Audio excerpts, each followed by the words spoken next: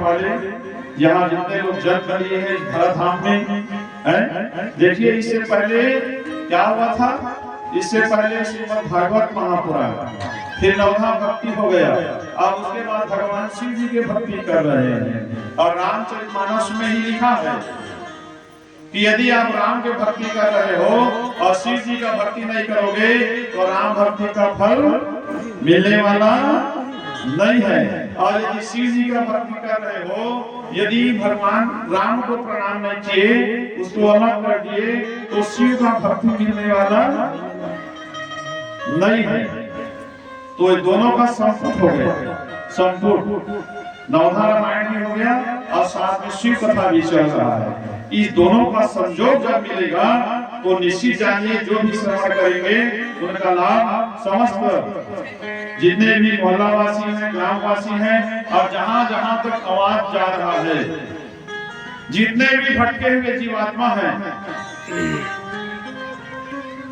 जो जल करके मरे हैं, जो जहर खा करके मर गए हैं, जो तालाब में पानी पी करके डूब करके मर गए हैं, जो फांसी लगा करके मर गया होगा, उनका जीव अभी जब समय नहीं आया है तो समय से पहले कोई ऊपर नहीं आता।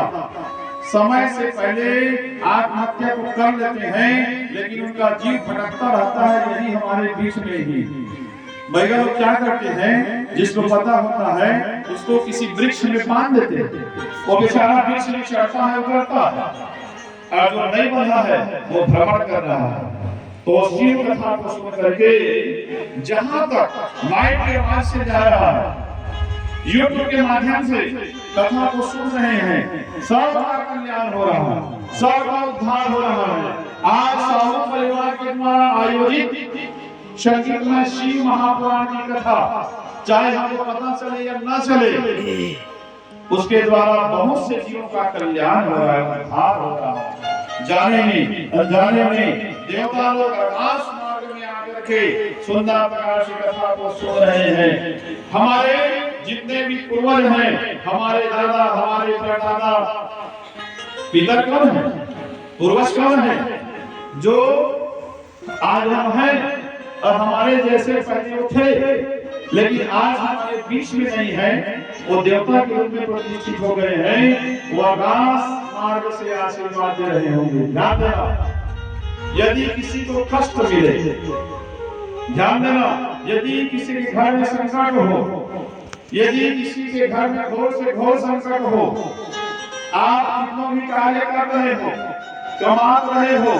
लेकिन धन टिक नहीं रहा है, कर रहे हो दूसरा और हो जा रहा है दूसरा, तो निश्चित जानिए 3 दोष में से कोई एक दोष आपके ऊपर लगा हुआ है। और 3 दोष है, एक पितृ दोष है, और दूसरा जो है वास्तु दोष है, और तीसरा जो है ग्रह दोष है। संपत्ति तो बहुत है आपके पास में, लेकिन आपका मन शांत नहीं है, विभ्रांत है मन, मति भ्रम में फैला हुआ है। क्या करें क्या न करें, इस कार्य करें या इस कार्य करें, मन में उधर फंसा हुआ है, चैन में चित्त नहीं है, भूख, सामने में भोजन है लेकिन भूख नहीं लग रहा है, सब कुछ रहते हुए कुछ कमी सा अनुभव हो रहा है। तो निश्चित जानिए ये 3 दोष लगा हुआ है। आप पूजा पाठ को मानो या ना मानो, मैं तो व्यास शास्त्र से कहता हूँ शुरू से मानना चाहिए। अभी नहीं मानोगे तो 50 का उम्र जैसे ही होगा, आपको कहना नहीं पड़ेगा, आपको बोलना नहीं पड़ेगा। 40-50 साल के बाद जब अनेक प्रकार के पीड़ा, अनेक प्रकार के व्याधि शरीर में अपने आप आएगा, तो अपने आप देवता के शरण में आप जाओगे, तो तब तक देर हो जाएगा, तो देर भी हो जाएगा। अभी समय है, तो अभी से सुंदर प्रकार से ध्यान देना है। वास्तु दोष घर का दोष है।